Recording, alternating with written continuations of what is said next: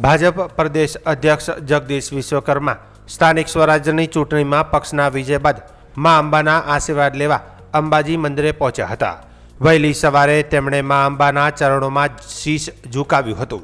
આ પ્રસંગે બનાસ વિજયોત્સવનું આયોજન કરવામાં આવ્યું હતું, જેમાં રાજ્યના વન અને પર્યાવરણ મંત્રી પ્રવીણ માળી પણ દર્શન અને પૂજા અર્ચનામાં સહભાગી થયા હતા।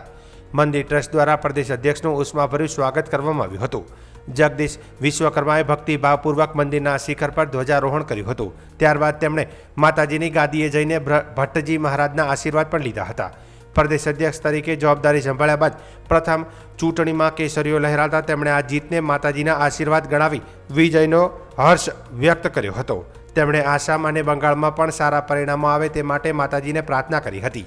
આ ઉપરાંત તેમણે સફાઈ કર્મી બહેનો સાથે મુલાકાત કરી સફાઈ અભિયાનની પ્રશંસા પણ કરી હતી।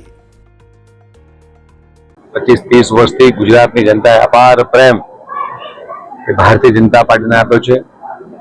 જે રીતે વિકાસને જનસમર્થન આપ્યું છે, પ્રદેશ અધ્યક્ષ બનતાની સાથે જ માતાજીના ચરણોમાં આશીર્વાદ લઈ પ્રાર્થના કરી અને ગુજરાત ભ્રમણની શરૂઆત કરી હતી અને મા અંબા આ આશીર્વાદ કર્યા છે અને સમગ્ર ગુજરાતની અંદર જ્યારે ભગવો લહેરાયો છે, ફરીથી માતાજીના ચરણોમાં પ્રાર્થના કરવા ગુજરાતની 6.5 કરોડ જનતા, દેશની 140 કરોડ જનતાના સુખાકારી માટે પ્રાર્થના પણ કરી છે।